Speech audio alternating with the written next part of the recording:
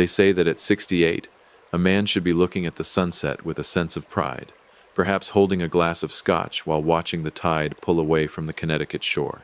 I spent 40 years building sterling logistics from a single rusted crane and a dream that kept me awake until the dawn broke over the Atlantic.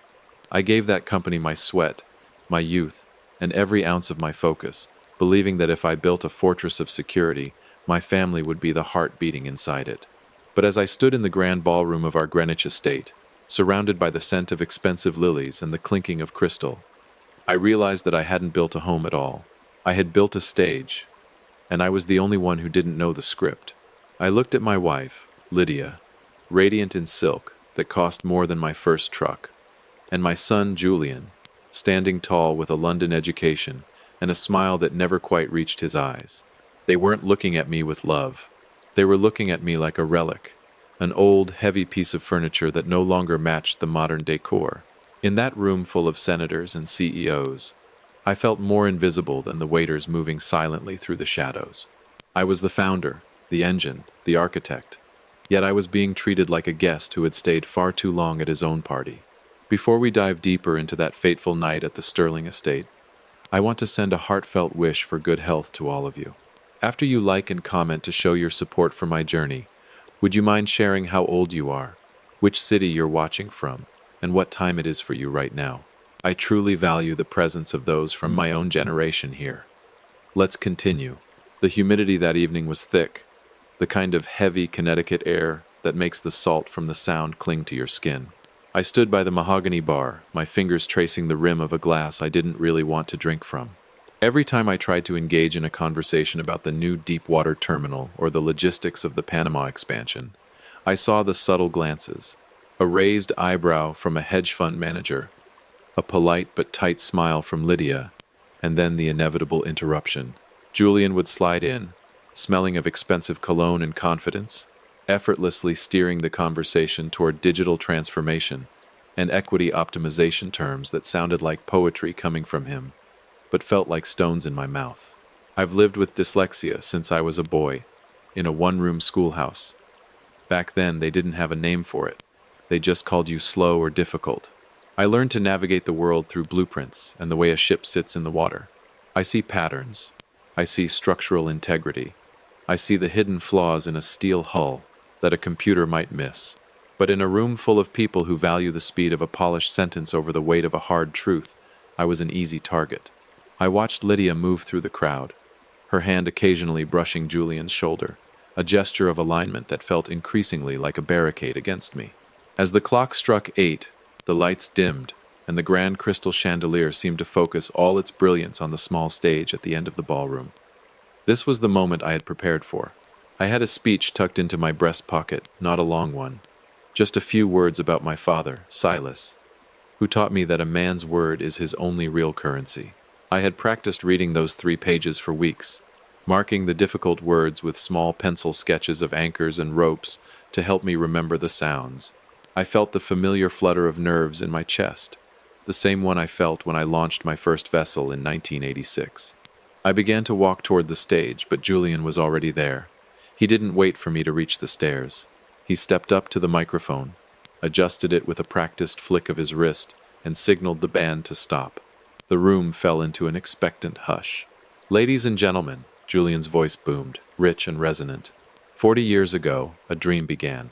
And while the man who started it is still with us today, we all know that the world of 1986 is a far cry from the global marketplace of 2026. I stopped at the base of the stairs, my hand on the gold leaf railing. I looked for Lydia in the front row. She was smiling, but her eyes were fixed on our son, not on me. She didn't even turn her head when I cleared my throat.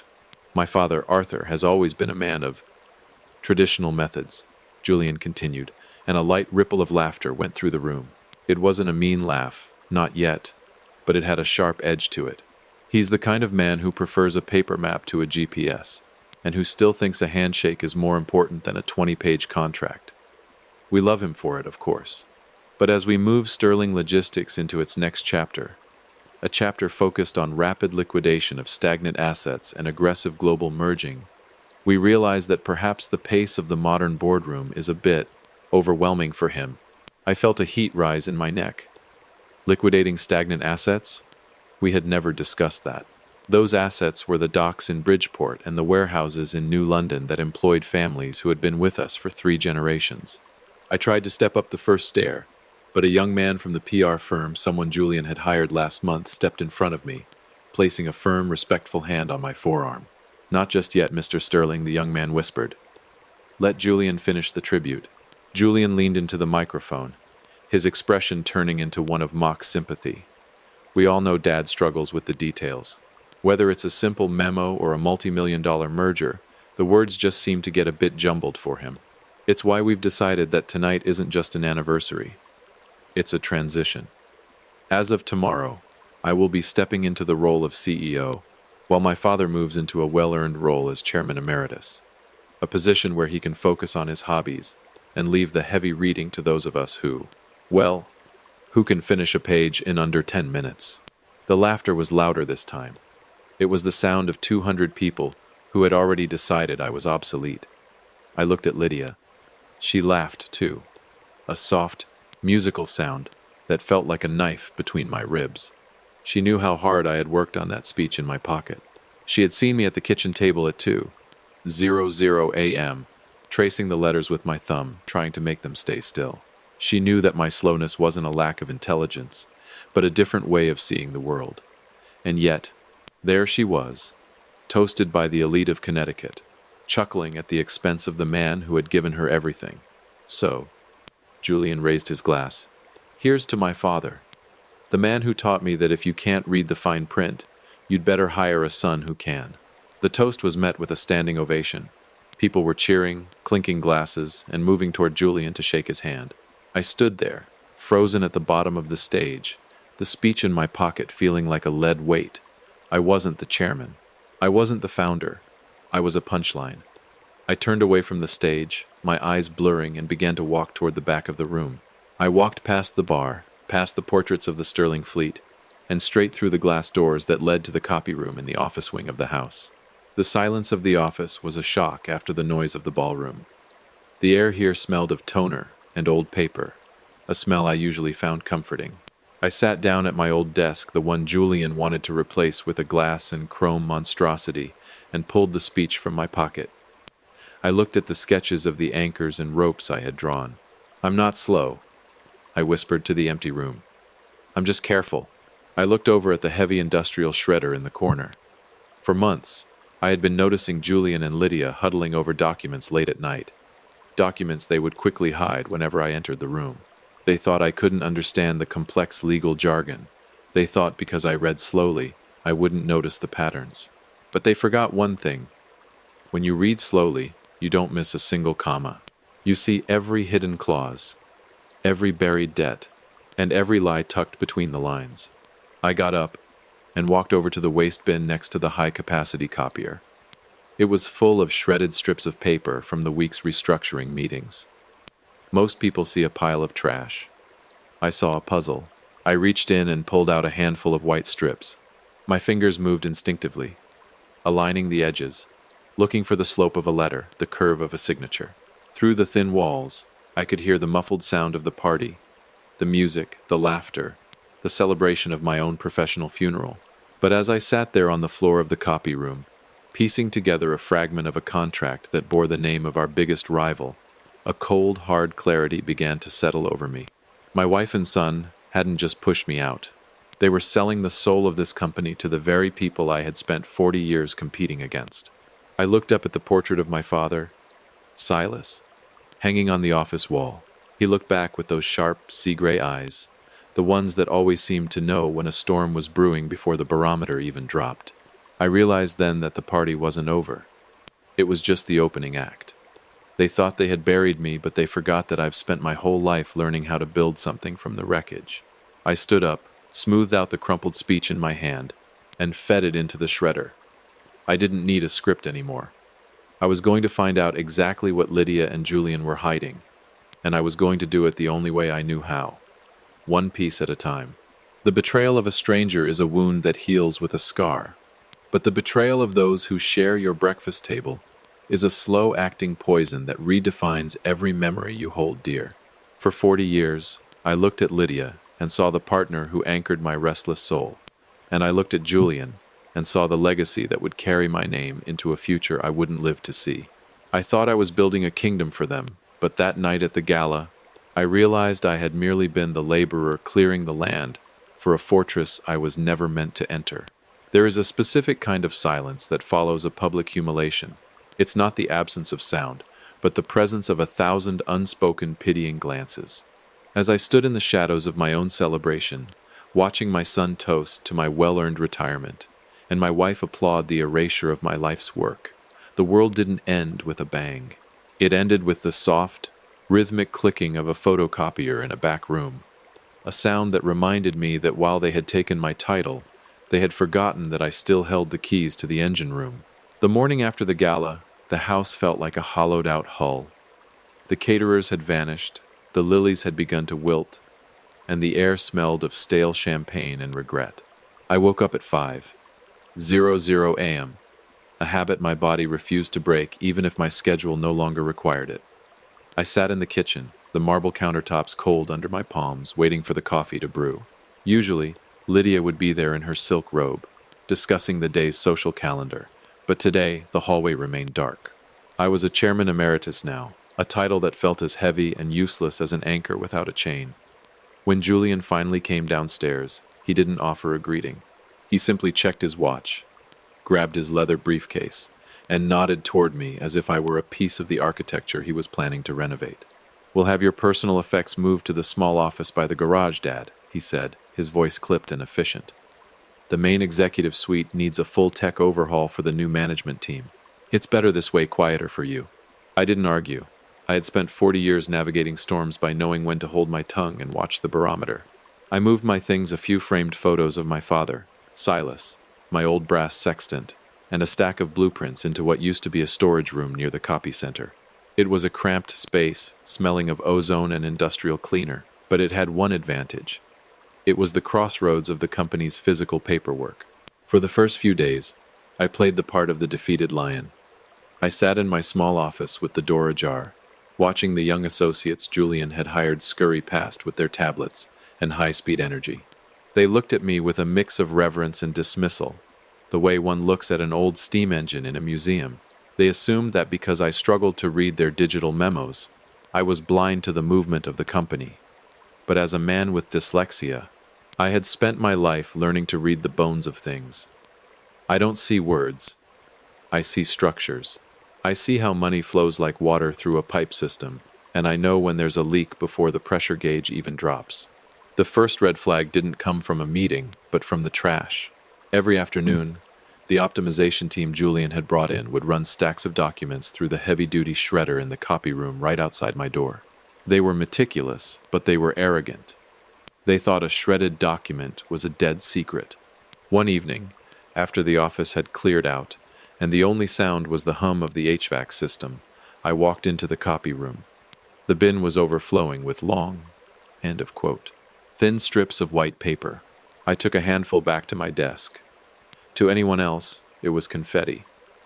To me, it was a technical drawing that had been disassembled. I laid the strips out on my drafting table, under the sharp light of my old architect's lamp. I began to align the edges, not looking for the words, but for the logos, the bold lines of the ledger columns, and the distinct slant of Julian's signature. My mind, which usually stumbled over a simple paragraph in a novel, snapped into focus. This was a puzzle I knew how to solve. Hours bled into the night. I found a fragment of a letterhead. Asterisk, Vanguard Maritime Holdings asterisk. That was our fiercest competitor, a predatory firm based out of Singapore that had been trying to hostilely take us over for a decade. Why was Julian's signature on a document with their logo? I searched through more strips, my fingers moving with a precision that surprised me. I found a column of numbers. They weren't operating costs. They were payout structures. 20 million, I whispered to the empty room, staring at a reconstructed fragment of a wire transfer memo. The money wasn't going into Sterling Logistics accounts. It was being diverted into a shell company called Times LS Estates asterisk. I felt a cold chill settle in my marrow. L.S. Lydia Sterling.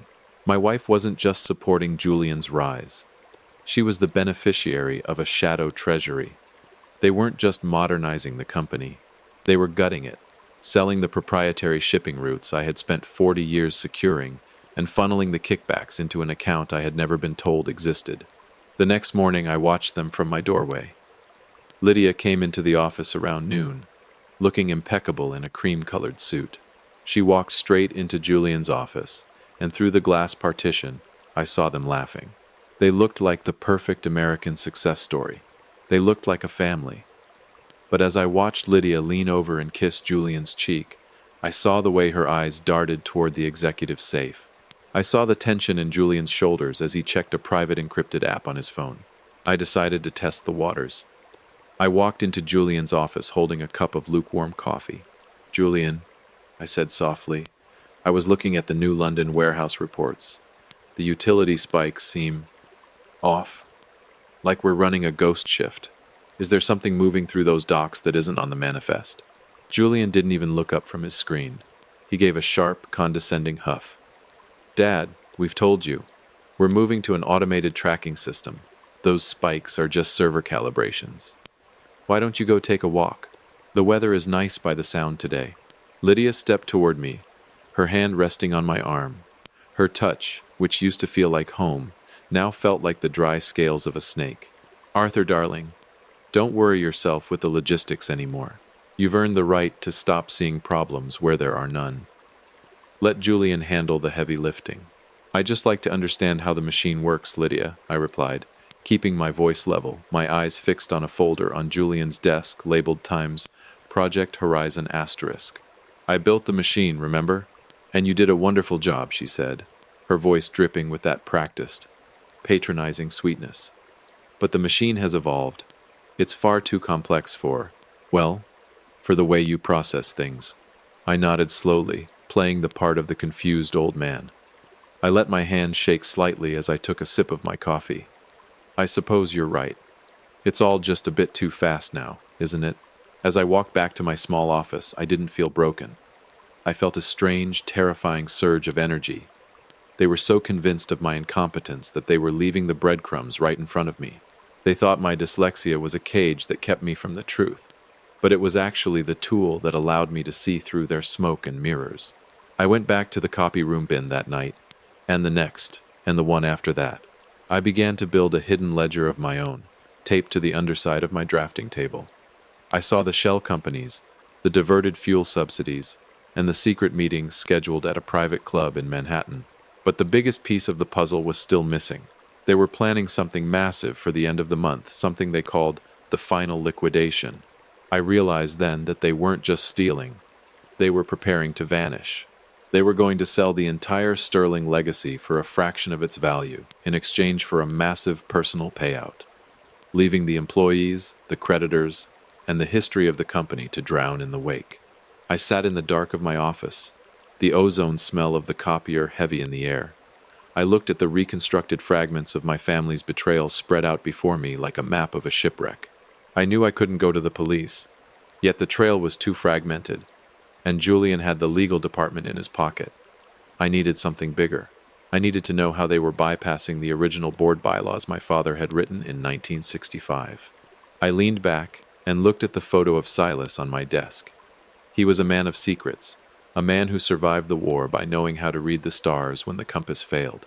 I remembered a wooden box he used to keep, something he told me I'd need only when the lights went out. The lights were out now. And as the moon rose over the silent office, I realized that if I was going to save what I built, I had to stop being the chairman emeritus they wanted me to be. I had to start being the man my father raised, the one who knew that sometimes, to see the truth, you have to look at the world through the shreds. There is a specific kind of grief that comes not from losing someone, but from realizing you never truly knew the depths of the man who raised you. My father, Silas, was a man of few words and calloused hands, a veteran of the North Atlantic, who smelled of sea salt and tobacco until the day the tide finally took him.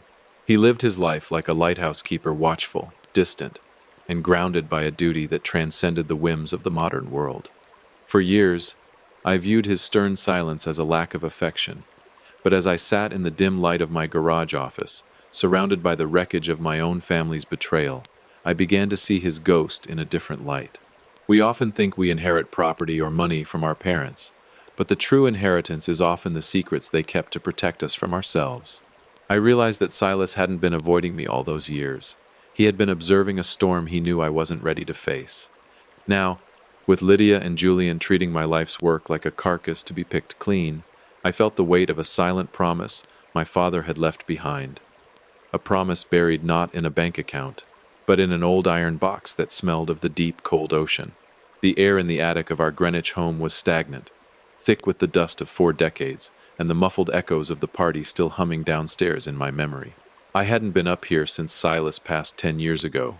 Lydia had always wanted to clear it out, to turn it into a yoga studio or some other sterile space, but I had pushed back, claiming I needed the room for legacy storage. The truth was, I just wasn't ready to disturb his ghost. I moved past stacks of old maritime charts and boxes of Julian's childhood toys, things my son had long since outgrown in his rush to become a man I barely recognized. In the far corner, tucked beneath a heavy canvas tarp that felt like the skin of a shark, sat the iron box. It wasn't large, maybe the size of a captain's log, and it was bolted with a heavy brass padlock that had turned a dull, greenish gray with age. I sat on a wooden crate, my knees popping in the quiet, and felt the cool, rough texture of the iron. This box had sat on Silas's desk for as long as I could remember.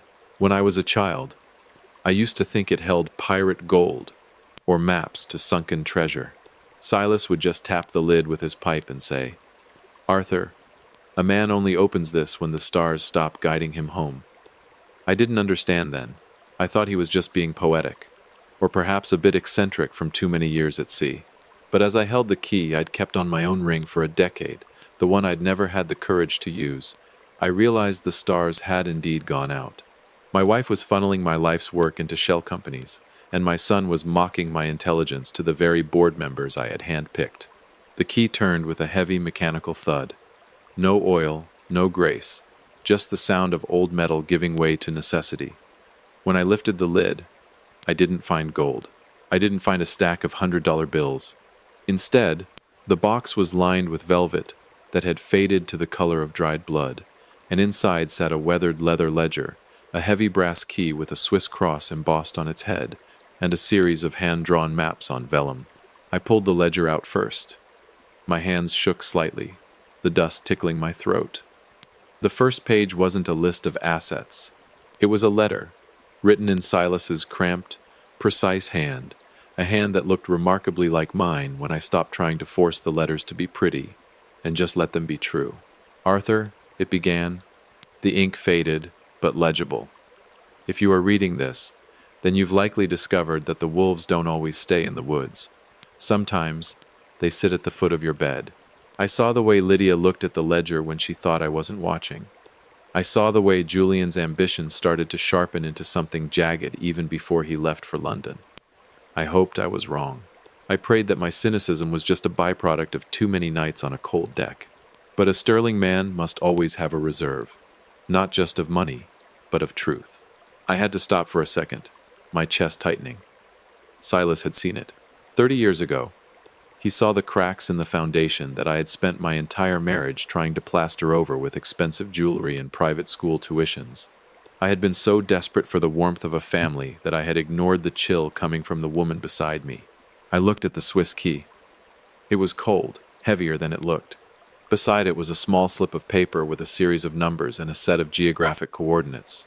40, 1.1670 degrees north, 73.2048 degrees west. I knew those numbers instinctively. They pointed toward a small, rocky outcropping near the Black Rock Harbor in Bridgeport, the site of our very first shipping berth. It was a place Julian wanted to sell off, calling it industrial rot. "What were you doing, Dad?" I whispered into the silence of the attic. I began to flip through the maps. They weren't just maps of the coast. They were structural diagrams of the old piers, drawn with a level of detail that only a master engineer could achieve.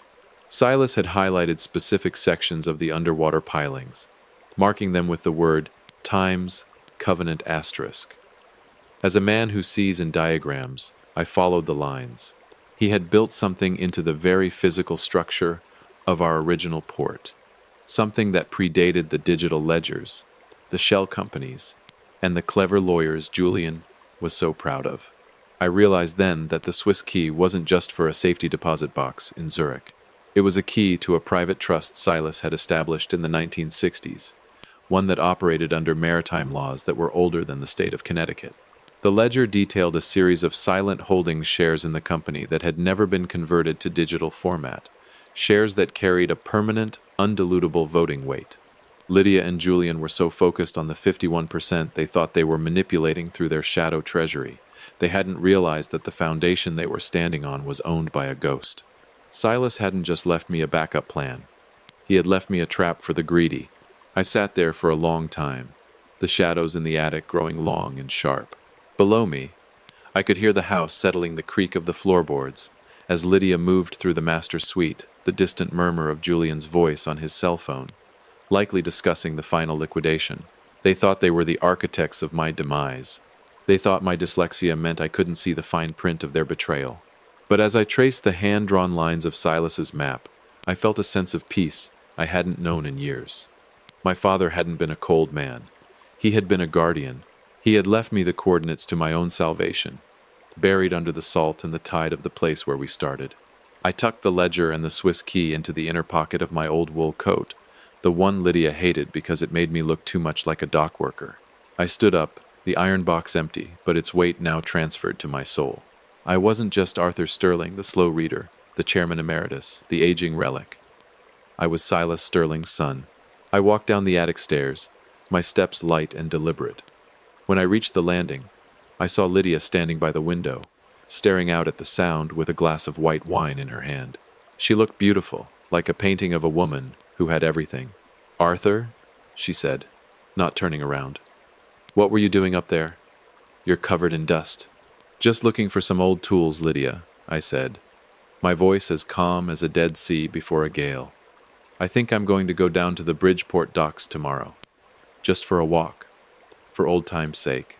She sighed, a sound of gentle, bored condescension. "If you must, just don't get in Julian's way. He has a lot of inspectors coming through this week.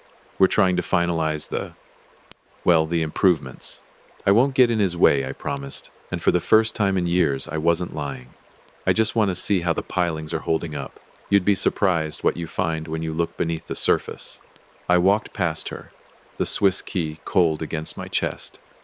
The wolves were in the house, but the old man of the sea had left me the harpoon. I just had to be patient enough to wait for the right tide. There's a peculiar kind of ghosts that haunt the coastal towns of New England. They aren't the rattling chain type you see in movies.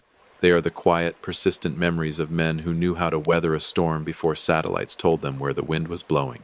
My father, Silas, was one of those ghosts. He always said that the ocean doesn't care about your pedigree or how fast you can read a spreadsheet. It only cares if you know where the structural supports are buried when the tide turns ugly. For weeks, I felt like a stranger in my own home, a ghost haunting the hallways of the empire I built with my own two hands, watching Lydia and Julian plan the liquidation of my life as if I were already in the ground. But holding that heavy Swiss key and the coordinates from Silas's iron box, I realized I wasn't just a retired old man with a reading disability. I was a man with a map to a truth they didn't even know existed. The wolves were pacing the living room, celebrating their cleverness, but they forgot that the old lighthouse keeper had spent 30 years preparing me for the night the lights went out. The morning I drove down to Bridgeport, the fog was so thick you could taste the salt and the diesel in the back of your throat. It's a gritty place, far removed from the manicured lawns of Greenwich, full of rusted cranes and the rhythmic clanging of metal against metal. It's where Sterling Logistics was born, in a cramped office that smelled of wet wool and ambition. I pulled my old truck, the one Julian kept telling me to trade in for something executive, into a gravel lot near the Black Rock Harbor. My heart was thumping against my ribs like a trapped bird. Silas's coordinates led me not to a bank or a modern office tower, but to a small, nondescript maritime law firm tucked between a bait shop and a sailmaker. The sign on the door was faded, just a simple brass plate that read, ***Vance and Associates. ***. If you are someone who has spent your entire life sacrificing everything for your family, only to wake up one day and realize you've become a stranger in the very home you built, then you surely understand the weight sitting on my chest right now. Stay with me for just a few more minutes, because the story is about to take a turn that Lydia and Julian never saw coming. Don't forget to subscribe to the channel so you don't miss the moment I finally uncover what that destiny-laden Swiss key truly unlocks.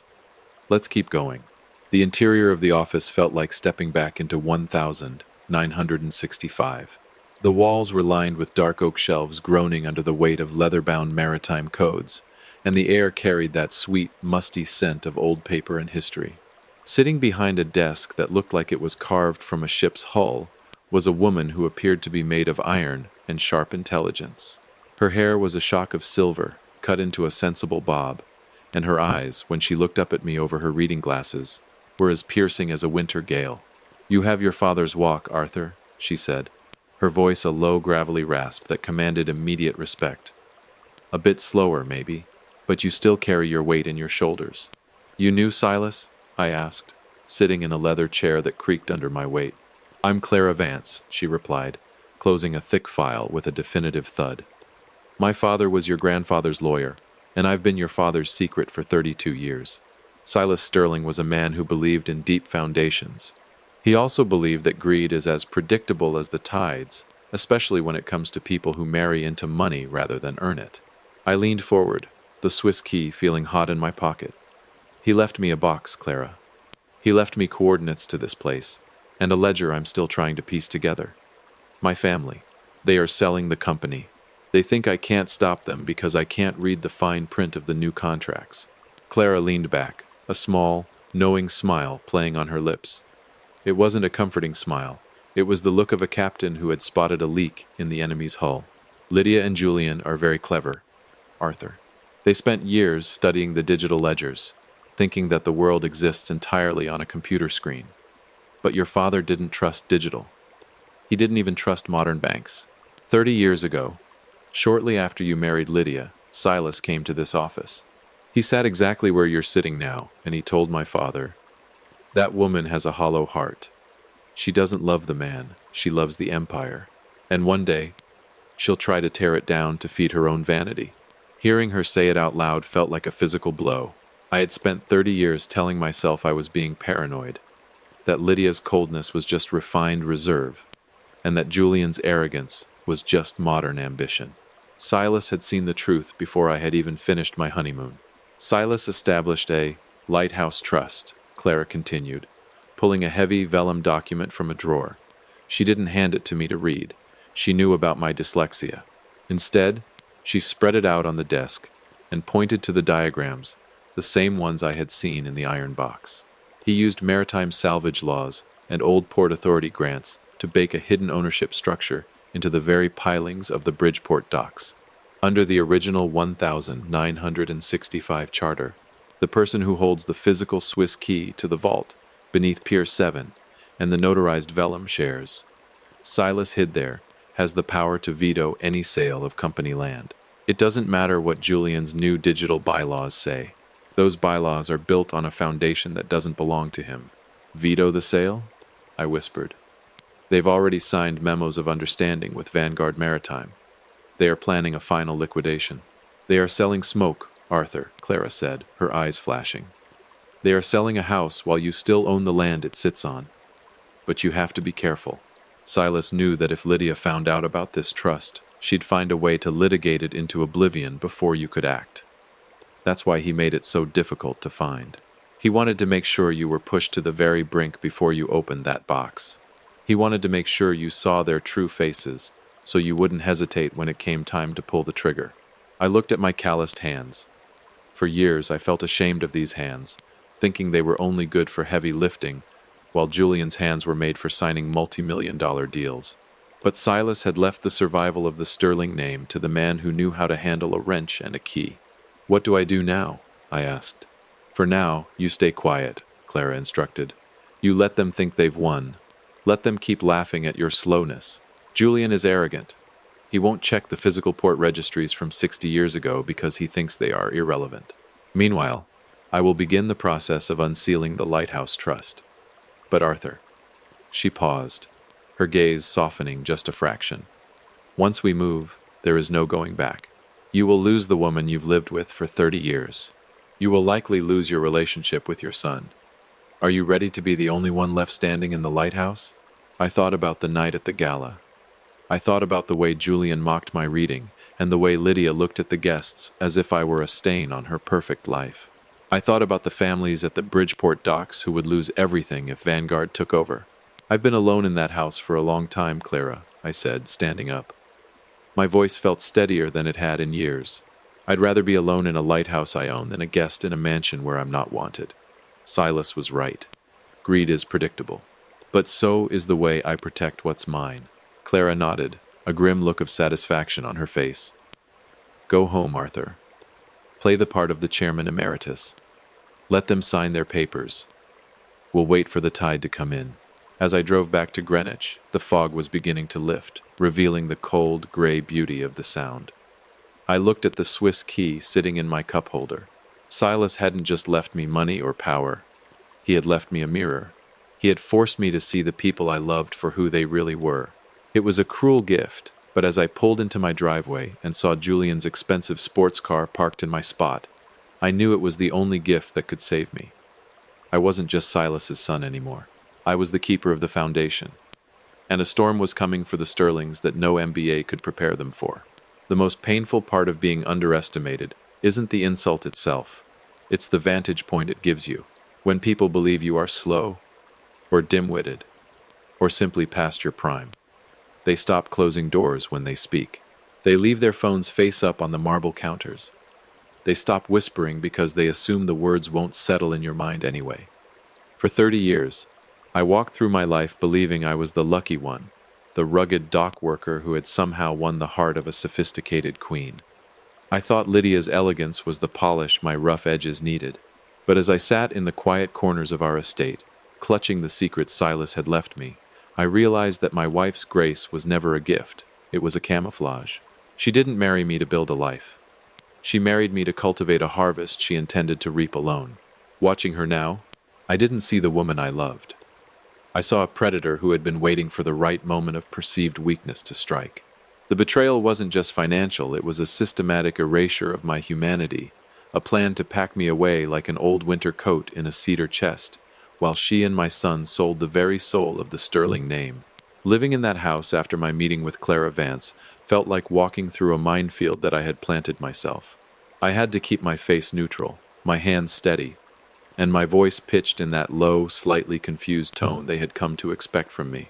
It's a strange thing to realize that your marriage has been a long-form performance.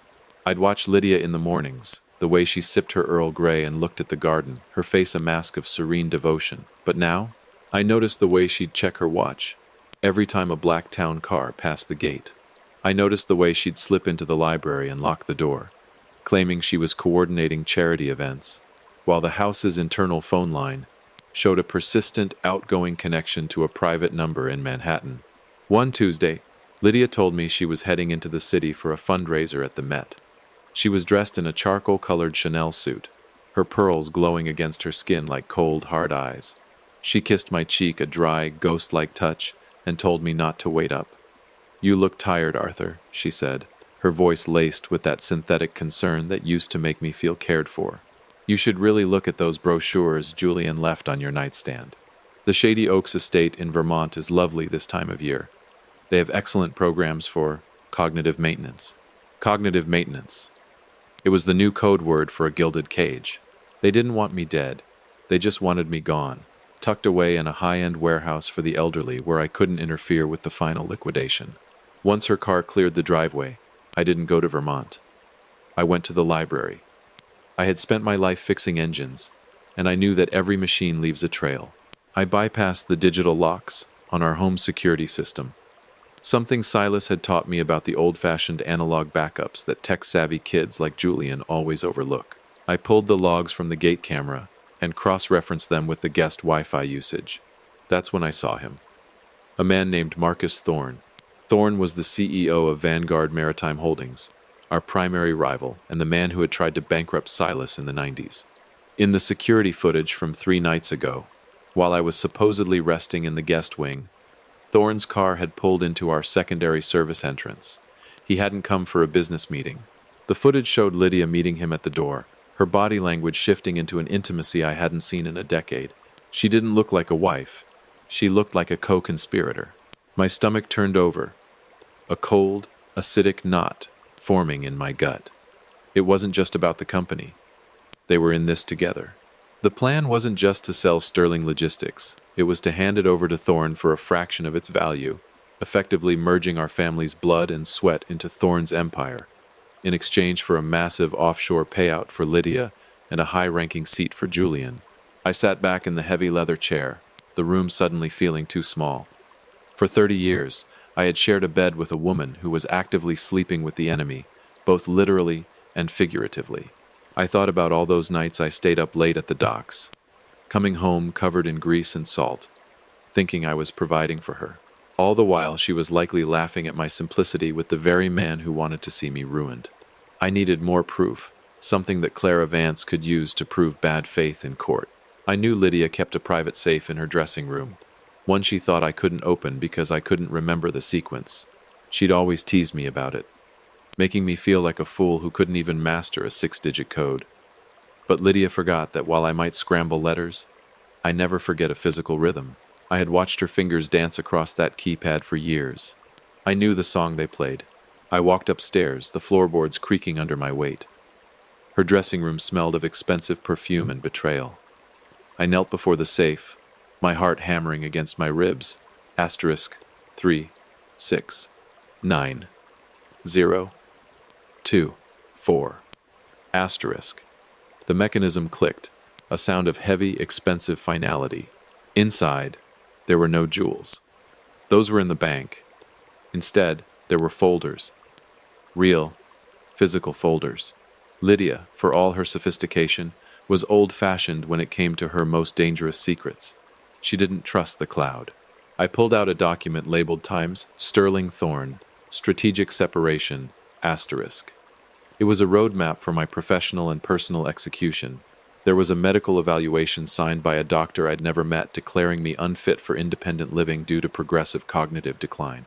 There was a draft of the sale agreement to Vanguard, but the most damning piece was a personal letter from Thorne to Lydia, written on heavy cream stationery. Asterisk Lydia, my love. Asterisk it began. Asterisk Julian is on board with the Shady Oaks plan. The commitment papers are ready. Once Arthur is settled in Vermont, we can finalize the transfer. The board won't ask questions if the founding father is officially incapacitated.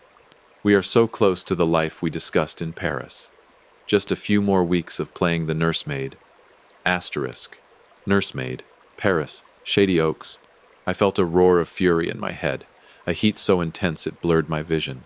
They were going to strip me of my name, my company, and my freedom, all so they could sail into the sunset on a yacht bought with the wreckage of my life. My own son was on board with committing his father to an asylum to clear the path for a paycheck. I took out my phone and photographed every page. My hands were shaking so hard I had to brace them against the safe's door. I wasn't just reading words. I was reading the architecture of a murder of a man's dignity. As I tucked the folders back and closed the safe, I heard a sound downstairs. The front door. Lydia was back early. I moved quickly, stepping out of her dressing room and slipping into the guest bathroom just as I heard her heels clicking on the hardwood of the hallway. I splashed cold water on my face, staring at the man in the mirror. My eyes looked different. The slow look was gone, replaced by a cold, hard focus. "Arthur?" her voice called out, light and searching. "Are you up there, darling?" I stepped out, drying my hands on a towel. "In here, Lydia. Just got a bit of a headache." She stood in the doorway, her Chanel jacket draped over her arm. She looked at me, her eyes narrow and assessing. "Did you look at those brochures for Vermont? Julian really thinks the fresh air would do you wonders." I looked at her, really looked at her, seeing the Thorne letter behind her eyes. "I looked at them, Lydia. It seems like a very quiet place, a place where a man could be forgotten quite easily." She smiled, that thin, beautiful mask. "Not forgotten, Arthur. Protected." "Right," I said, my voice steady. "Protected." I walked past her, the smell of her perfume making my throat close up. The trap was set, and they were ready to spring it. But they didn't know that I had the key to a vault they didn't even know existed. They thought they were playing a game of chess with a man who couldn't see the board. They didn't realize that I had already moved the pieces. I was going to let them take me to the brink. I was going to let them think they were winning. Because the higher they built their tower of lies, the more spectacular the collapse would be when I pulled the pilings out from under them. Silas was right, the wolves were in the bed. But the lighthouse keeper was still awake. There is a unique irony in being a man who spent 40 years mastering the structural integrity of massive cargo ships, only to find that the foundation of his own life was built on sand. For decades, I thought that words were my enemy, those slippery, rearranging letters that made me feel small in boardrooms full of men who moved through sentences like they were walking on paved roads. I relied on the cold, hard logic of steel, the way a weld holds under pressure, and the honest math of a heavy load. I believed that because I couldn't navigate a paragraph, I was the weak link in the Sterling chain. But as I sat in the dim light of my garage office, clutching the photographs of Lydia's betrayal and Silas's secret maps, I realized that my disability was actually my greatest defense. My family looked at me and saw a man who couldn't read the fine print, so they didn't bother to hide it. They saw a man who was distracted by the surface, never realizing that I was a creature of the depths. I began to understand that the slowness they mocked was actually the deliberate pace of a man who looks at the skeleton of a thing before he cares about its skin. The Sterling Empire was being auctioned off behind my back, but as I unfurled the original blueprints of my father's legacy, I found the one thing Julian's London education had missed: a structural flaw in their greed that was about to bring the whole glass tower crashing down. The night after I found Lydia's files was one of those long, humid New England nights where the air feels like wet wool and the crickets sound like they're screaming. I couldn't bear to be in the main house, under the same roof as the woman who was planning to lock me away in Vermont. I retreated to my small office near the garage, a place where the scent of motor oil and old paper acted as a sort of sanctuary. On my drafting table lay the vellum charts Silas had left in the iron box, alongside a stack of the original 1,965 incorporation papers I had retrieved from the Maritime Archives. To Julian, these were just dusty relics of a bygone era, but to me, they were a technical manual for the soul of the company. I spent hours with a magnifying glass, tracing the flowcharts of the company's legal structure. My mind works in systems. I don't read a contract line by line. I read it as a circuit board. I see where the power comes from, and where it's meant to terminate. As I looked at the original charter Silas had drafted before I even graduated high school, I saw a pattern that made my heart skip a beat. Julian and Lydia had been operating under the assumption that Sterling Logistics was a straightforward LLC, one where the majority shares were held by me and then transferred to the CEO. They had spent years manipulating the digital records to show that Julian was the primary signatory on all Project Horizon liquidations. But as I mapped out the 1,965 Lighthouse Trust that Clara Vance had mentioned, I realized something staggering. Silas hadn't just built a company, he had built a fortress with a dead man's switch. The company wasn't actually owned by the Sterling family in the way a car or a house is owned. It was held in a perpetual maritime trust, a legal entity that Silas had anchored to the physical geography of Pier 7 Inches Bridgeport. According to the original blueprints of the trust, the beneficial interest and the final approval authority were not tied to a name or a title. They were tied to the holder of the physical vellum certificates and the bearer of the founder's key. Silas had anticipated a day when the leadership might be compromised. He had written a clause, Clause 14b, that stated, asterisk, in the event of a proposed dissolution or sale of more than 40% of the company's core maritime assets, the authority shall revert solely to the master of the foundation, provided the master possesses the original physical seal and can demonstrate the company's structural deviation from its founding purpose. Asterisk. I leaned back, my breath hitching in the quiet room. Julian's final liquidation was for 85% of the assets. He was trying to sell the fleet, the warehouses, and the docks to Vanguard Maritime. But according to Silas's forgotten blueprint, Julian didn't have the legal standing to sign that contract. He was a tenant trying to sell the landlord's building. The digital records Julian had been doctored showed that the physical shares were retired and destroyed in 1998. but I was holding the coordinates to where Silas had hidden them. My son was so arrogant, so convinced that anything not on a server was irrelevant, that he had failed to check the physical foundation of the very empire he was trying to sell. He had looked at the legal documents like a lawyer, looking for loopholes he could exploit. I was looking at them like an architect, seeing how all the pieces connected to the earth. I pulled out a fresh sheet of drafting paper and began to draw. I drew a diagram of the company's current structure, as Julian saw it a straight line, moving toward a payout. Then, in red ink, I drew the hidden structure. Silas had built a massive subterranean anchor that made Julian's line look like a piece of string. I felt a surge of pride for the old man. Silas had known that Lydia was a shark, but he also knew that Julian was a peacock. Peacocks don't look down. They only look at their own feathers. The tension in my chest began to shift from fear to a cold, calculated focus. I had the founder's key, the Swiss cross key from the attic. I had the location of the vault, but most importantly, I had the master's right. Silas had designed the company so that it couldn't be killed by a signature.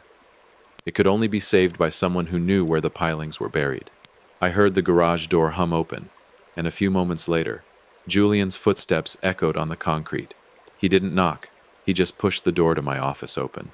He looked tired, his silk tie loosened, his eyes sharp with the stress of the secret deal he was finalizing. "Still playing with your maps, Dad?" he asked, his voice dripping with that habitual, bored condescension. He leaned over my desk, looking at the diagrams I had drawn. To him, they just looked like more of my visual notes, the ramblings of a man who couldn't understand a spreadsheet. "I'm just looking at the old Bridgeport pilings, Julian," I said, my voice steady. "They're deeper than I remembered." Julian laughed, a short, dry sound. "The Bridgeport docks are rot, Dad. We're selling them to Thorne on Friday. Vanguard is going to turn that whole area into a high-speed automated hub. It's the future. You wouldn't understand the complexities of the maritime tech integration, but trust me, it's a win for the Sterling name." "Is it?" I asked, looking him directly in the eye. "Selling our history for a seat on someone else's board. Does that feel like a win to you?" Julian's face hardened. The mask of the dutiful son slipped for a fraction of a second, revealing the cold ambition beneath. "It feels like progress. It feels like moving past the era of dock workers in Greece. You built a nice little business, Dad, but you don't have the vision to take it where it needs to go. That's why you're retiring, and I'm taking the lead. It's the natural order of things." "The natural order," I repeated. "I suppose that includes Shady Oaks in Vermont, too? The natural order of clearing out the old to make room for the new?" Julian stiffened. He hadn't expected me to mention the nursing home.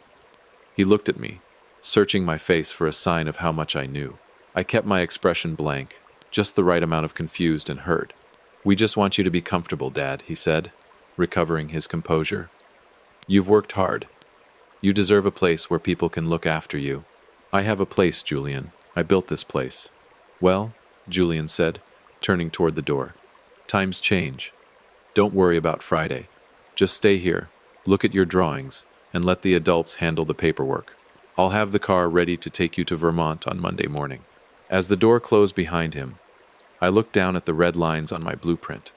Julian thought he was the adult. He thought he was the one with the vision. But he was walking into a trap that was 60 years in the making. Silas had predicted this moment with terrifying accuracy. He knew that one day his grandson would try to sell the family's soul, and he had left me the only map that could navigate the wreckage. I reached for my phone and dialed Clara Vance. "Clara," I said when she picked up, "I've mapped it. I see the hole in the foundation. Julian is selling assets he doesn't own, under a trust he doesn't believe in. I'm going to Bridgeport tonight to get the certificates." "Be careful, Arthur," Clara warned. "If they catch you near Pier 7, they'll use it as proof for the commitment papers. They'll say you're wandering, that you've lost your sense of place." "I haven't lost my sense of place, Clara," I said, looking at the photo of Silas. "For the first time in my life, I know exactly where I am. I'm the master of the foundation, and it's time to pull the switch." The sound of rain hitting the slate roof of our Greenwich home usually brought me a sense of peace. It was the sound of the earth being washed clean. But that night the rhythm felt like a drumbeat for a funeral.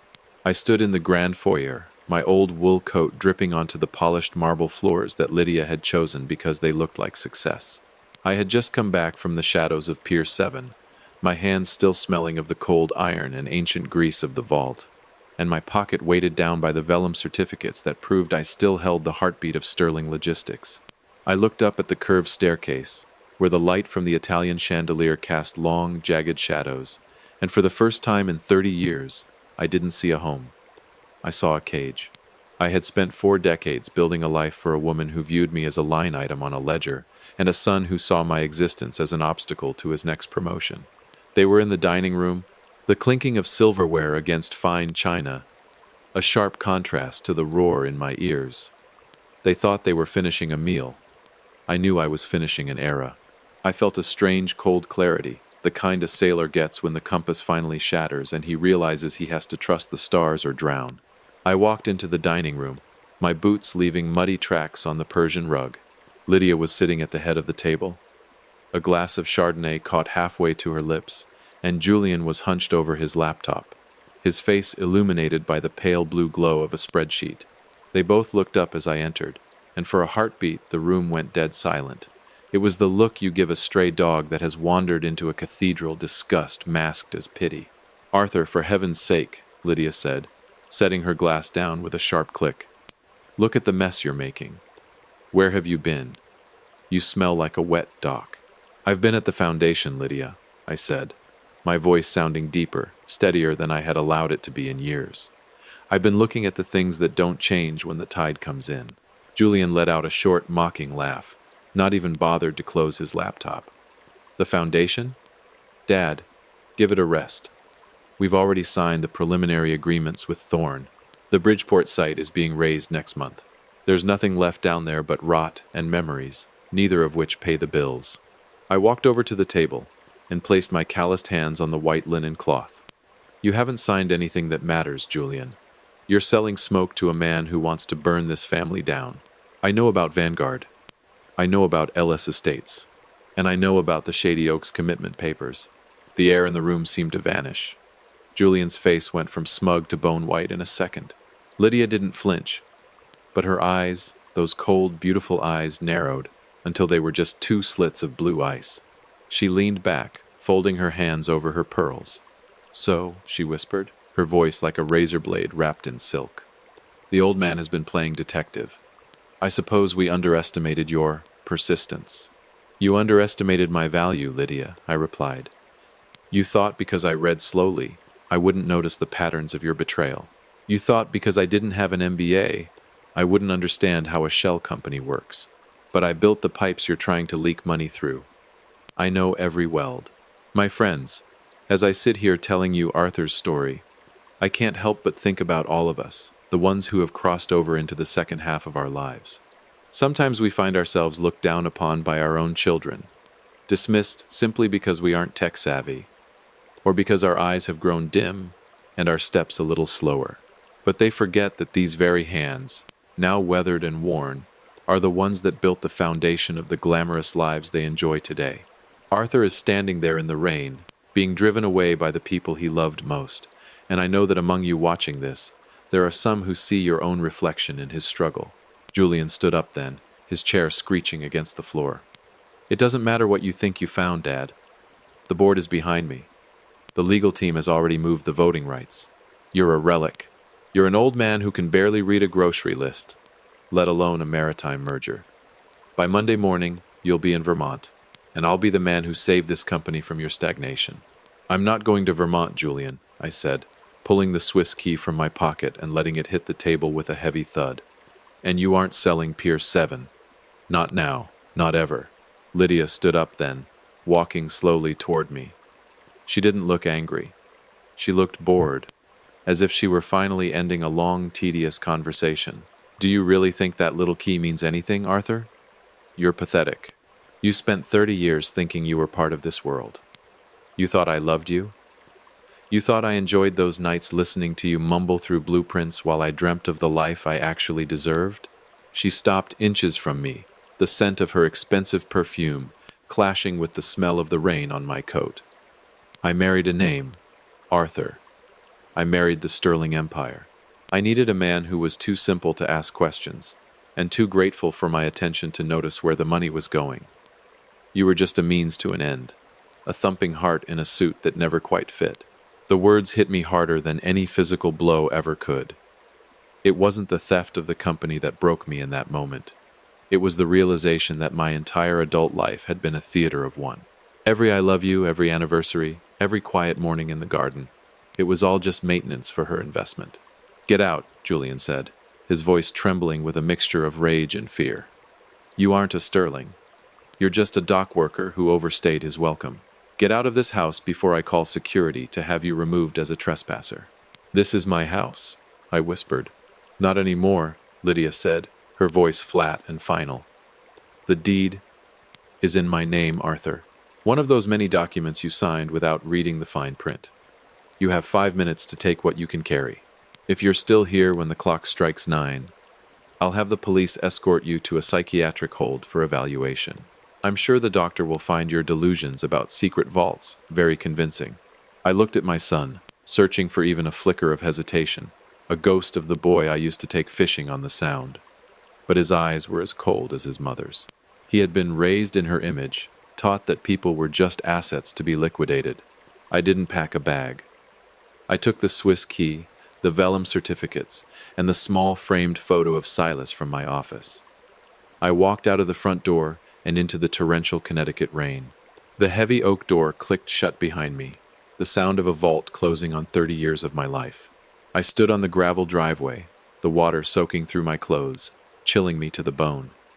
I looked back at the warm golden light spilling from the windows of the mansion. I had nothing but the clothes on my back and a secret they didn't believe in. My truck was gone. Lydia had likely had it towed while I was at the docks. I began to walk. The rain was so thick I could barely see the end of the driveway. My legs felt heavy, my chest tight with a grief that felt like drowning.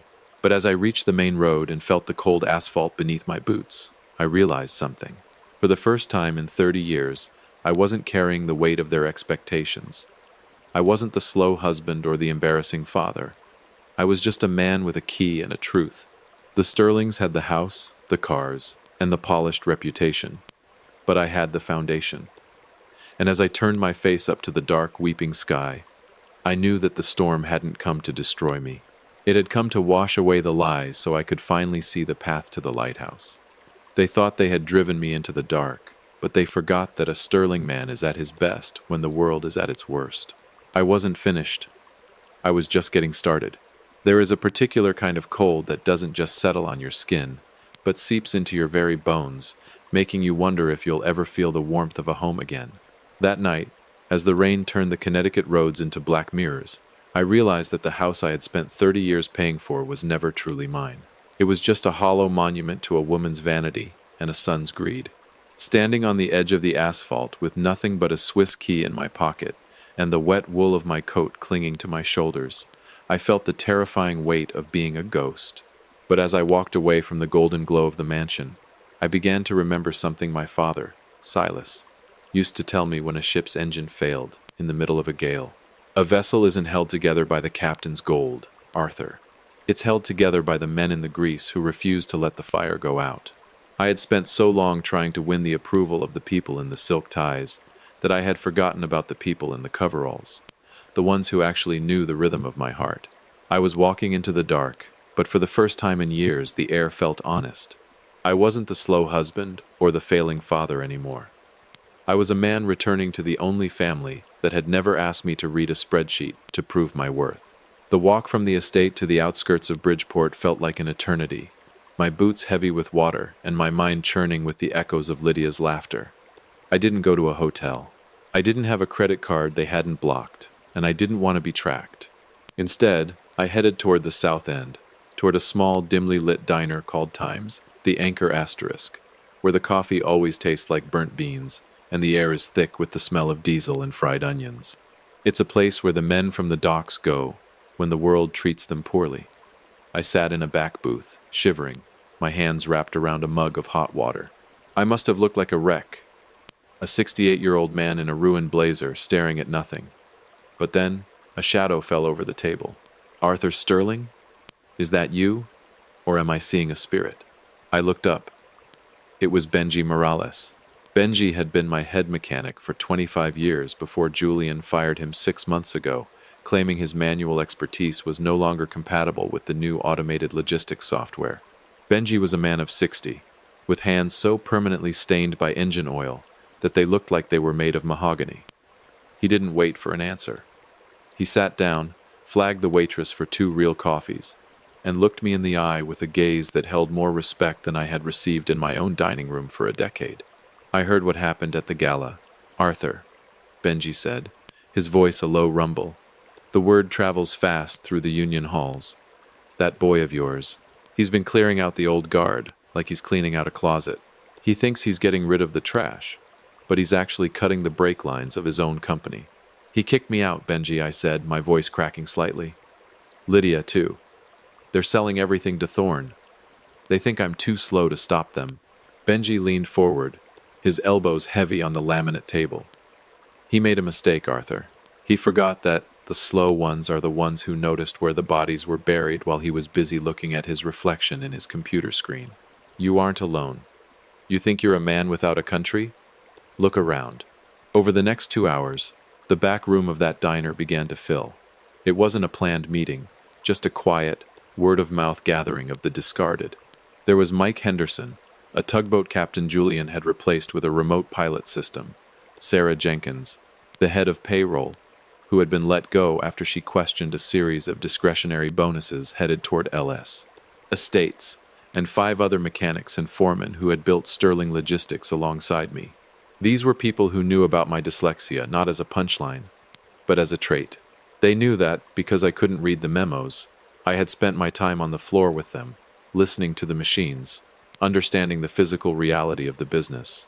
Julian thinks he's a genius, because he found a way to make the books look lean, Sarah said, sliding a thick manila envelope across the table. She had a look of quiet, vengeful satisfaction on her face. But Julian is sloppy. He's so convinced that you're too cognitively diminished to understand finance that he didn't even bother to encrypt the local server backups before he moved everything to the cloud. He's been funneling the Vanguard kickbacks through the New London utility accounts. Arthur. But it's worse than that. He's been underreporting the tonnage on the international manifests to avoid the federal maritime tax. He's not just selling the company. He's committing tax fraud on a scale that could land him in Leavenworth for 20 years. I opened the envelope. Inside were printouts of ledger sheets, the physical reality of the digital lies. My eyes struggled with the rows of numbers at first, but Benji pointed to the discrepancies. Look here, Arthur. See the red stamps? Those are the internal audit flags Sarah caught before they locked her out. Julian ignored them. He thought he could just delete the problem. I looked at the faces around the table. These were the people I had worked with, bled with, and fought for. I had always thought I was protecting them, but in the end, they were the ones protecting me. They didn't see a chairman emeritus who was past his prime. They saw a man who knew the name of every person on the docks, a man who had paid for Benji's daughter's college tuition when the insurance wouldn't cover her illness, and a man who treated a dock worker with the same dignity as a senator. Why are you helping me? I asked, my heart feeling full for the first time in months. Julian gave you all severance packages to stay quiet. Benji reached out and squeezed my shoulder, his grip like a vice. A man like Julian thinks everyone has a price, Arthur, because he has one. But you gave us a life. You built something that stood for more than just a stock price. We aren't doing this for the company. We're doing this for you. And for Silas. That boy is treading on a name he didn't earn, and we're the ones who know where the rot is. I have the vellum shares, I whispered, leaning in so the other patrons couldn't hear. And the Swiss key. Silas left a trust, a maritime foundation that Julian can't touch. But I need to stay hidden until the board meeting on Friday. If they find me, they'll commit me.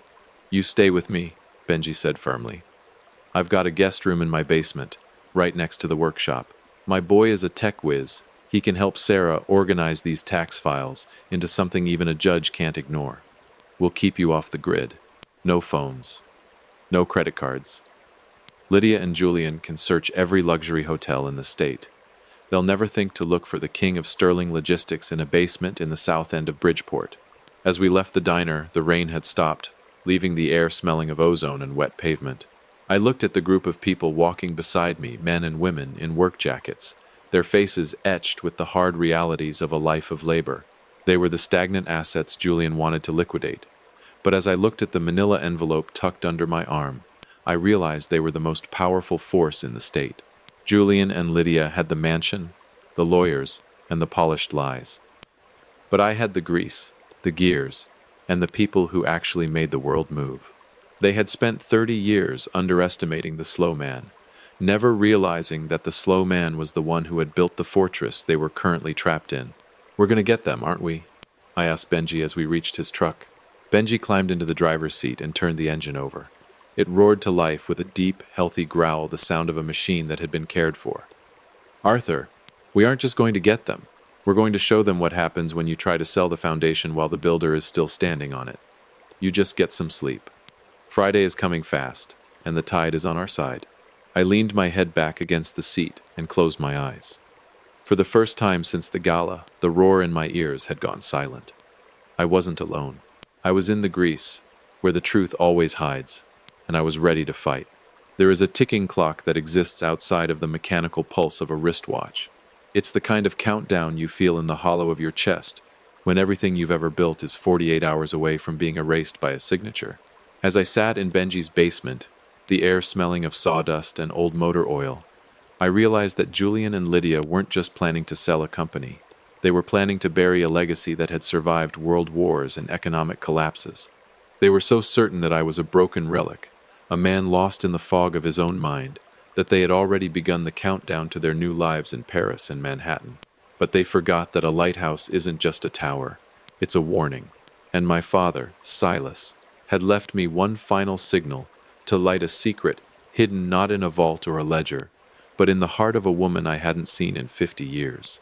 I was a man with no home, hunted by my own kin, but as I looked at the weathered coordinates Silas had left me, I knew that the next 48 hours wouldn't just decide the fate of Sterling Logistics. They would decide if the truth was still worth more than the gold Julian was so desperate to touch. The basement was quiet, save for the rhythmic humming of Benji's son's computer and the distant, muffled sound of the Bridgeport traffic. Benji sat across from me, cleaning a carburetor with a rag, his movements steady and practiced. It was the kind of honest work that had always anchored me. But the vellum certificates spread out on the workbench told a more frantic story. Clara Vance's voice echoed in my mind from our last phone call on a burner line. "Arthur, the Lighthouse Trust has a lock, but it needs 2 keys to turn. Silas didn't own those founding shares alone. He held them in a joint covenant with an anonymous partner. Without that person's physical signature on the veto motion, the trust remains dormant. You have 48 hours before Julian signs the Vanguard merger. If that happens, the trust is legally bypassed by the new ownership structure." "Anonymous partner," I whispered, my eyes stinging from the dim light. I kept looking at the old map Silas had left in the box. Near the coordinates of the pier, there was a small hand-drawn symbol of a rose, followed by a name I hadn't heard since I was a boy. Asterisk, Evelyn. Asterisk. "Benji," I said, my voice raspy. "I need to find a woman named Evelyn.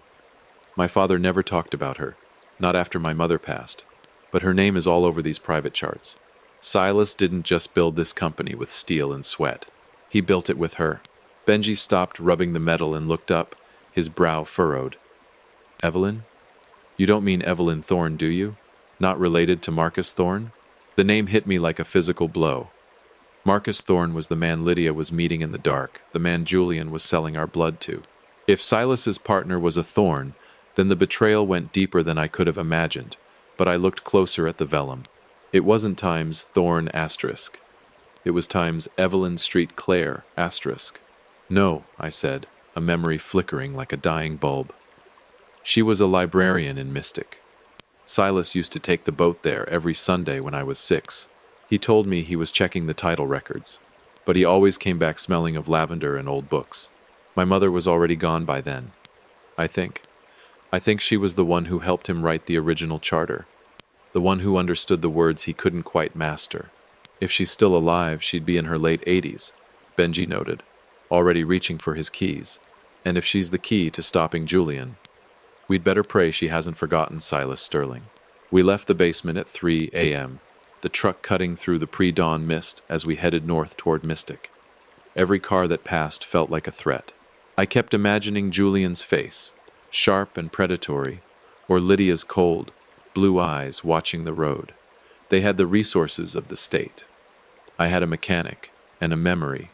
We found her in a small, cedar-shingled cottage, overlooking the water, a place where the salt spray had turned the wood, a soft, weathered gray. The garden was overgrown with wild roses, despite the late season. When I knocked on the door, my heart was hammering so hard I thought it would crack a rib. A woman opened the door. She was small, her silver hair pulled back in a neat bun, her face a map of 1,000 stories. She wore a thick knitted cardigan and held a cup of tea. She looked at me, and for a long moment she didn't speak. Then, her eyes drifted to the old wool coat I was wearing, Silas's coat. "You have his eyes," she said, her voice like the rustle of dry leaves. "But you have your mother's chin." "You're Arthur, Miss Street Clare?" I asked, my hat in my hand. "I'm sorry to bother you so early." I think my father left something for me that involves you." She stepped aside, gesturing for us to enter. The house smelled exactly like Silas had described 50 years ago. Lavender and old books. She sat in a velvet armchair, her hands steady as she set down her tea. I laid the vellum certificates and the Swiss key on the small coffee table between us. "Julian is selling the company, Evelyn," I said, the words feeling heavy in the quiet room. "He's selling it to Marcus Thorne. He's liquidating the piers, the history, everything Silas built.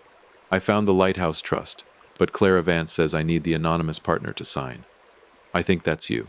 Evelyn looked at the Swiss key, her expression softening into something like grief, or perhaps long-delayed relief. She reached out and touched the metal with a trembling finger. "Silas was a brilliant man, Arthur," she whispered. "But he was a man who lived in a world that didn't know how to value his mind. He saw the structures of the world, the way things were held together, but he couldn't always find the words to explain it. I was his words. We built that charter together because we knew that one day, the people who only value the surface would try to take the foundation." She looked up at me, her gaze sharp and clear. "Marcus Thorne is my nephew, Arthur, a man who believes that the only thing worth owning is something you've stolen from someone else. I've watched him and your wife from a distance. I've seen the way they've groomed Julian to be a mirror of their own greed. Silas knew this would happen. He told me, 'Evelyn, if my son ever comes to you with the key, it means the storm has finally reached the shore. Will you sign?' I asked. 'The meeting is in 36 hours. If we don't have your signature notarized and presented to the board, Julian's contracts will become binding. They've already filed the commitment papers for me. If I show up alone, they'll have me escorted out by the police.'" Evelyn stood up, her small frame radiating a sudden, surprising strength. She walked over to a desk in the corner and pulled out a heavy embossed seal. "I won't just sign, Arthur," she said. "I'm coming with you. I'm a founding shareholder of Sterling Logistics, and I haven't missed a board meeting in 60 years because Silas told me I didn't have to show up until it mattered. Well, it matters now." The drive back to Bridgeport was a blur of adrenaline and fear. We had the signature, and we had the witness. But as the sun began to set on the final day before the merger, my phone, the burner Benji had given me, vibrated. It was a text from Sarah Jenkins, who was still monitoring the company's internal chatter. Asterisk. "Julian moved the meeting up. 10 a.m. tomorrow at the town hall. They know you're out there, Arthur. Lydia has hired private security for the door. They have a court order for your emergency medical transport ready the moment you step onto the property. They aren't going to let you speak." Asterisk. I looked at Evelyn, who was staring out at the passing trees, and at Benji, whose hands were white-knuckled on the steering wheel. We were 24 hours away. Julian thought he was signing a contract. He didn't realize he was inviting a ghost to the table. "They think I'm slow," I said to the quiet cab of the truck. "They think I can't keep up with their pace." "Let them think it," Evelyn said, her eyes fixed on the horizon. "A lighthouse doesn't need to move fast, Arthur. It just needs to stay standing when the waves hit. And we're still standing." I leaned back and watched the shadows stretch across the dashboard. 48 hours. The race was almost over, and for the first time in my life, I didn't feel like I was trailing behind. I felt like I was exactly where Silas intended me to be, at the wheel, in the heart of the gale, ready to bring the ship home. The morning of May 18th arrived with a sky the color of cold slate, a fitting backdrop for the end of a world. I stood in the small guest bathroom of Benji's house, looking at the man in the mirror. I was wearing an old navy suit I'd kept in a garment bag in the back of my truck, a bit loose in the shoulders now, but it still carried the weight of the man I used to be. For 30 years I had walked into rooms feeling like I had to apologize for my existence, for the way the words scrambled in my head, and for the dirt beneath my fingernails. I had let Lydia and Julian define my worth by the speed of my reading rather than the strength of my character. But as I tucked the original vellum certificates into my inner pocket, the heavy, textured paper feeling like a shield against my chest, I realized that I wasn't going to that town hall to ask for their permission anymore. I was going there to reclaim the foundation they had tried to sell out from under me. They thought today was the day they'd sign me away into a quiet room in Vermont, but they forgot that a lighthouse doesn't just guide the ships it likes. It stands as a warning to everyone in the harbor that the rocks are closer than they think. The Greenwich Town Hall was a temple of limestone and grand promises, usually a place for weddings or local council debates. But today, the atmosphere was clinical, sharp with the smell of floor wax, and the cold ambition of men in tailored suits. Julian had chosen this public venue not for transparency, but for the theater of it. He wanted the world to see the official passing of the torch to Vanguard Maritime. I sat in the back of Benji's truck as we pulled into the side lot, watching the black SUVs with tinted windows congregate near the main entrance. I saw Marcus Thorne get out of one, looking every bit the conqueror, adjusting his silk tie with a smirk that made my skin crawl. Lydia was beside him, her hand resting lightly on his arm in a way that left no doubt about their alliance. My wife and the man who wanted to dismantle my father's life were celebrating their victory before the ink was even dry. I turned to Evelyn Street Clare, who sat beside me in the cab. She looked fragile in her lavender cardigan, but her eyes were as sharp as a winter gale. "Are you ready, Arthur?" she asked, her voice steady. "They're going to say terrible things. They're going to try to make you feel like the small boy Silas used to tell me about the one who thought the letters were puzzles he couldn't solve. I'm not that boy today, Evelyn," I said. "Today, I'm the one who knows how the machine is put together. We didn't enter through the front." Benji had spent his life maintaining the mechanical systems of this town, and he knew the service entrance that led directly into the back of the auditorium. We moved quietly through the narrow hallways, the sound of Julian's voice beginning to drift through the vents, amplified by a sound system that made him sound more powerful than he actually was. "Sterling Logistics has always been about legacy," Julian was saying as we reached the heavy oak doors at the back of the stage. "But legacy without evolution is just a tombstone. My father built a wonderful foundation, but as his cognitive health has declined, it has become our responsibility, my mother's and mine, to ensure that the Sterling name lives on through this strategic merger with Vanguard. This isn't a sale, it's a rebirth." I stood behind the curtain, my heart hammering against the vellum in my pocket. Through the crack, I could see the board of directors seated in a semicircle. Robert Hartley, the chairman, looked uncomfortable, his eyes darting toward the empty seat that should have been mine. Julian stood at a podium center stage, a gold-plated pen in his hand, a thick stack of contracts spread out before him. "We have the medical assessments," Julian continued, his voice dropping into a tone of practiced, false tragedy. "My father is no longer able to manage his own affairs, let alone a global logistics firm. It's a quiet end for a great man, but a necessary one." He leaned down to sign the first page. The room was silent, the only sound the scratching of the pen. "I wouldn't sign that if I were you, Julian," I said, stepping out from behind the curtain. The silence that followed was absolute. It was the kind of silence that happens just before a levee breaks. Julian froze, the pen hovering inches from the paper. Lydia gasped, her hand flying to her throat as if she'd seen a ghost. Marcus Thorne stood up, his face darkening with a mixture of rage and confusion. "Arthur?" Lydia's voice was a shrill, broken whisper. "What are you doing here? You're supposed to be resting. Julian, call the transport team. He's wandering again." I walked to the center of the stage, my boots sounding like thunder on the polished wood. I didn't look at the cameras or the investors. I looked directly at my son. "I'm not wandering, Julian. I'm exactly where I'm supposed to be. And I'm not chairman emeritus today. I'm the master of the foundation. Julian recovered his composure, his lip curling into a sneer.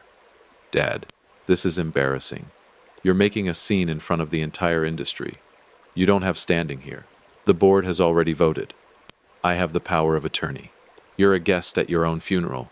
You have a power of attorney for a man you claimed was diminished, I replied, pulling the vellum certificates from my pocket and laying them on top of his contracts. But you don't have the authority over the Lighthouse Trust. And you certainly don't have the authority to sell Pier 7. Julian laughed, a dry, desperate sound. The Lighthouse Trust? That's a fairy tale, Dad. A myth from a grandfather who spent too much time in the sun. There are no shares. There are no certificates. You're clutching old paper and calling it power. It's not just paper, Julian, a new voice rang out.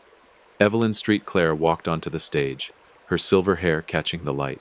She looked toward Marcus Thorne, and for the first time, I saw that man flinch. It's a covenant, and I'm the other half of it. Only a few minutes remain now before the truth behind the anonymous shareholder is fully revealed. This is the turning point that will leave the entire Sterling family reeling, a moment that changes everything. Stay with me until the very end of the video to see how an aging, slow man finally reclaims the justice he's been denied for so long. If you find this story meaningful, please consider subscribing to the channel to support me as I bring this journey to its final conclusion. I turn to Robert Hartley and the board. Under the 1965 founding charter of Sterling Logistics, any sale of more than 40% of company land requires the unanimous consent of the two master shareholders. I hold 51% of the founding vellum. Evelyn Street Clare holds the remaining 49% of the joint trust. I slid the veto motion signed and notarized by Evelyn and witnessed by Clara Vance across the table toward the board chairman. We are exercising our right of absolute veto. This merger is void. The Vanguard contracts are illegal. And Julian Sterling, your tenure as CEO is over, effective immediately for cause. Julian's pen snapped in his hand, black ink staining his white cuff. He looked at the board, then at his mother, but Lydia was staring at Evelyn with a look of pure, unadulterated terror. She knew. She had always known that the foundation was built on something she couldn't touch, and now the ground was opening up beneath her. You can't do this, Julian screamed, his voice cracking. I'm the future. You're just a man who can't read a damn sentence. I can read this one, Julian, I said, my voice low and quiet, carrying to the very back of the hall. It says, the Sterling name belongs to the man who keeps the light, not the ones who try to sell the tower. You're done. I watched as the security Julian had hired to keep me out began to shift their stance, looking toward the board chairman for instructions. Robert Hartley looked at the certificates, then at Evelyn, and finally at me. He nodded once, a slow, respectful gesture. The meeting is adjourned, Hartley announced, pending a full forensic audit of the proposed merger. As the room erupted into chaos, I felt a hand on my arm. It was Benji. He didn't say a word. He just squeezed my shoulder, his grip like iron. I looked out at the crowd, at the people I had worked with for 40 years, and then back at my son, who was slumped over the podium, a broken boy in a $1 million suit. I had won. But as I looked at the wreckage of my family on that stage, I realized that the hardest part of the story wasn't the fight to get here, it was what I had to do next. The lighthouse was still standing, but the storm was far from over. The silence that follows a great storm is often more unsettling than the wind itself. After the gavel fell at the town hall, the air didn't fill with cheers.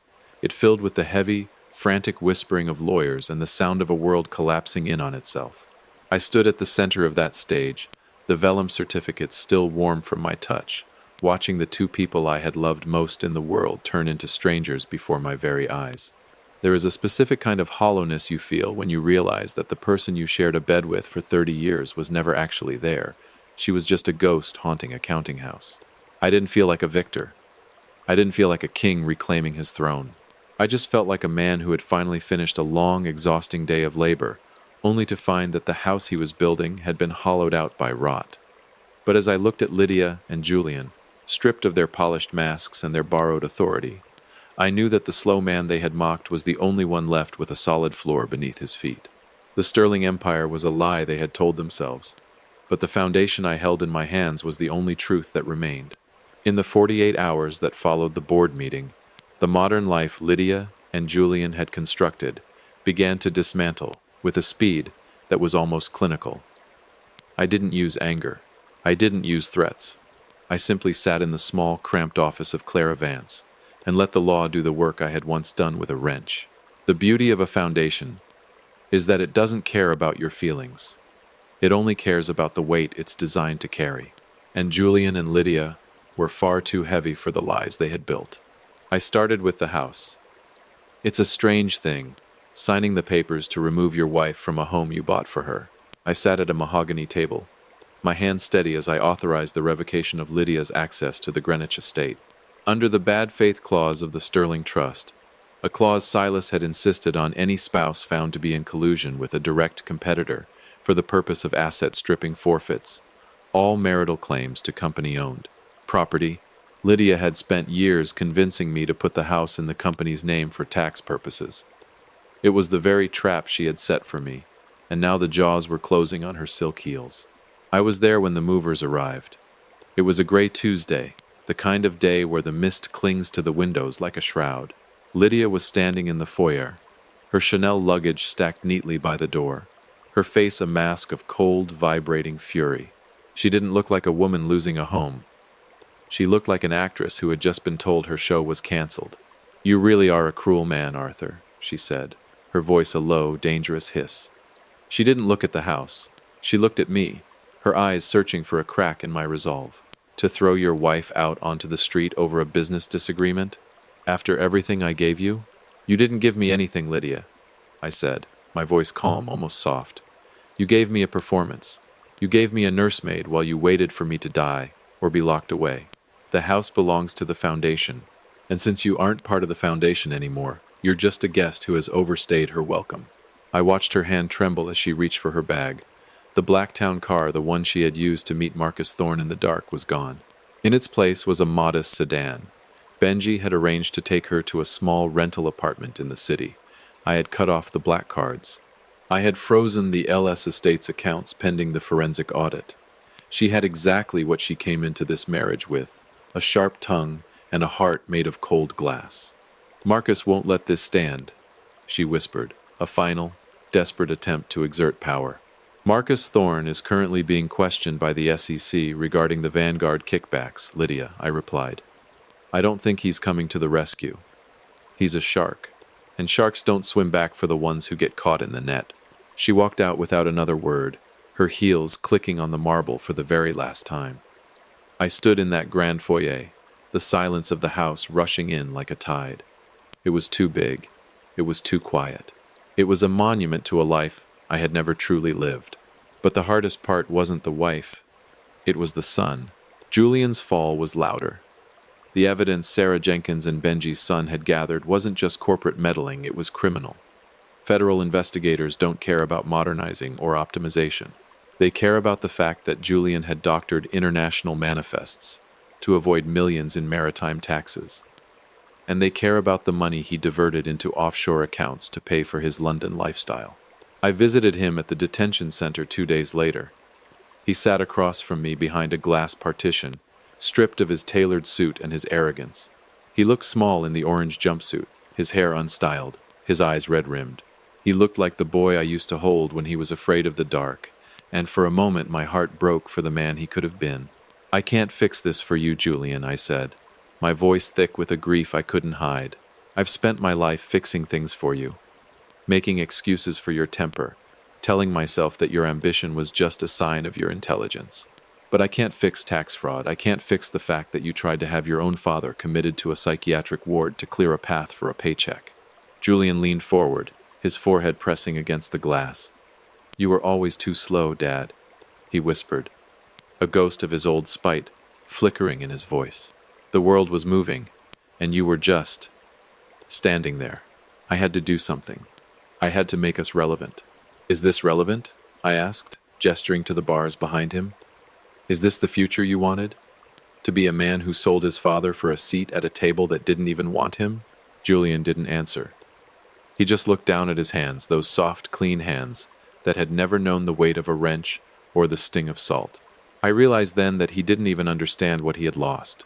He didn't lose a company, he lost his soul. And he had done it for a woman who was already halfway to a new life in Manhattan, leaving him to pay the bill for their shared greed. The board has offered me a plea deal to testify against Thorne and your mother, I told him. I told them I wouldn't interfere. You have to make your own choices now, Julian. For the first time in your life, your name isn't going to protect you. As I walked away from the visitor's room, the heavy steel doors clanging shut behind me, I felt a strange sense of finality. I hadn't raised a hand against them. I hadn't yelled. I had simply stopped holding up the world they had been standing on. I went back to the Bridgeport docks that evening. The rain had cleared, and the sun was setting in a blaze of orange and purple over the Sound. Benji was there, sitting on a crate near Pier 7, a thermos of coffee between us. The final liquidation signs had been torn down. The workers were back, the sounds of the cranes and the ships a rhythmic, honest music that filled the air. "What now, Arthur?"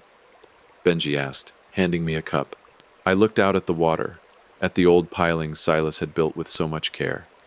I looked at the calluses on my hands, the ones Lydia had found so embarrassing. Now, we get back to work, Benji. We build something that doesn't need a mansion to prove it exists. We build something for the people who actually know how to keep the fire going. I felt the Swiss key in my pocket, cold and heavy. The empire of glass and lies had shattered, leaving only the iron and the salt behind. I was alone, and I was broke in a way that had nothing to do with money. But as the first light of the lighthouse began to sweep across the darkening water, I knew I was finally home. I wasn't the slow man anymore. I was the one who was still standing, and in the end, that was the only measure that ever mattered. They say that the hardest part of a journey isn't the climb or the storm, but the moment you reach the destination and realize the person you were when you started is gone. I stood on the edge of Pier 7 inches Bridgeport, the air smelling of pine and cold Atlantic salt, watching the morning sun break over the horizon like a promise kept. The mansion in Greenwich had been sold. The black SUVs had long since vanished into the archives of legal history, and the name Sterling no longer belonged to the world of high society galas or silk-lined betrayals. For most of my life, I believed that my worth was a variable, something determined by the speed at which I could decode a sentence, or the way I could perform for a woman who never truly saw me. I spent 68 years feeling like a man trapped in a library with the lights out. But as I looked at the calloused palms of my hands, I realized that Silas hadn't left me a company just to make me rich. He had left me a lighthouse to make me whole. The slow man had finally caught up to the truth, and for the first time in my life, the silence didn't feel like a void. It felt like peace. It's a strange thing, the way a life can be condensed into a few cardboard boxes. I had moved into a modest cottage near the water, a place where the floorboards creaked with the rhythm of the tides, and the only management I had to worry about was the local gull population. My days of boardrooms and corporate posturing were over. I had officially stepped down from Sterling Logistics, but not before restructuring the entire entity into the Times Silas and Evelyn Foundation *. I didn't want to run a shipping empire anymore. I wanted to build a sanctuary for the kids who looked at a page of text and saw a swarm of bees instead of a story. I wanted to tell them that just because you read slowly doesn't mean you don't have a vision that can see through steel. Benji was there with me that morning, helping me unload the last of my things. He'd stayed on as the head of operations for the Foundation's Maritime Vocational Program. We sat on the back of his truck, the tailgate down, sharing a thermos of coffee that was far too strong and exactly what I needed. "The board search is finalized, Arthur," Benji said, looking out at the cranes. "They've appointed Sarah Jenkins as the managing director. She's already implementing the transparency protocols Silas originally drafted. No more shell companies. No more LS. Estates." "Good," I said, the word feeling light in my throat. Let the company be what it was meant to be, an honest engine for honest people. I'm done with the grease and the gears of the business side, Benji. I think I'm going to spend my afternoons at the new learning center in the North End. I had spent the last month visiting schools, talking to teachers about the lost kids, the ones who sat in the back of the room with the same confused, hurt look I used to wear. I realized that my value didn't lie in my ability to compete with Julian's speed. It lay in my ability to understand the structure of a struggle. I could see the patterns in their frustration, because I had lived in that maze for 40 years. Lydia called the office yesterday, Benji said tentatively, his voice dropping an octave. She's in that apartment in Manhattan. Apparently, Marcus Thorne's lawyers have completely distanced him from her. She wanted to know if the foundation would consider a discretionary stipend for her living expenses. I took a slow sip of my coffee. I didn't feel a surge of triumph, and I didn't feel the old, familiar ache of longing. I just felt a quiet, distant pity. Tell her the Foundation's bylaws are very specific, Benji. We support educational development and maritime preservation. We don't fund the lifestyle of people who tried to dismantle the trust. She'll have to find her own way now, just like I had to. As for Julian, the news from the legal team was steady. He was cooperating now, trading information on Thorne for a reduced sentence. I wrote him a letter every Sunday. I didn't talk about the company or the money. I talked about the weather, the ships, and the books I was finally listening to on tape. He didn't write back often, but when he did, the letters were short and stripped of the London polish. He was learning what it felt like to be a man without a title, and I hoped, in the quiet of his cell, he might eventually find the floor. That afternoon, I walked down to the old lighthouse at the end of the breakwater. Evelyn Street Clare was waiting there, sitting on a bench with a sketchbook in her lap. She looked at peace, the wind catching her silver hair. "You look like a man who has finally stopped holding his breath, Arthur," she said, closing her book as I sat beside her. "I think I have, Evelyn," I replied. For a long time, I thought the slow part of me was a defect. I thought I was a broken clock in a world that was moving too fast. But standing in that boardroom, watching the people who could read 10,000 words a minute fail to see the truth right in front of them, I realized that my pace was my protection. I saw the rot because I had to look at every piling. I saw the betrayal because I had to feel every weld. Evelyn smiled, a soft, knowing expression. Silas knew. He knew that the world would try to rush you, to make you feel inferior so they could use your strength for their own gain. He gave you that key because he knew you were the only one who wouldn't turn it until the reason was just. I looked out at the Sound, where a cargo ship was slowly making its way toward the open sea. It was a beautiful sight, the way the massive hull cut through the water with such deliberate, unhurried power. A ship doesn't rush to the horizon. It maintains its course through the weight of its integrity. I wasn't the slow husband anymore. I wasn't the failing father. I was just Arthur. I was a man who saw the world in blueprints and souls. A man who had closed a toxic door and found a whole ocean on the other side. My father hadn't left me a kingdom of glass. He had left me the iron of my own character. And as the sun dipped below the water, painting the world in gold and shadow, I knew that the lighthouse was in good hands. Because for the first time in my life, I wasn't just watching the light, I was the one keeping it. If the story of Arthur Sterling has touched your heart, please leave a comment sharing your thoughts and subscribe to the channel to follow our next human-centered journeys. You can also click on the video appearing on your screen to see more stories about the rise of those the world tried to forget. Looking at Arthur standing before his grandfather Silas's lighthouse, I realized that no matter how grand the walls of a Connecticut mansion may be, they aren't nearly as warm as the peace found in one's own soul.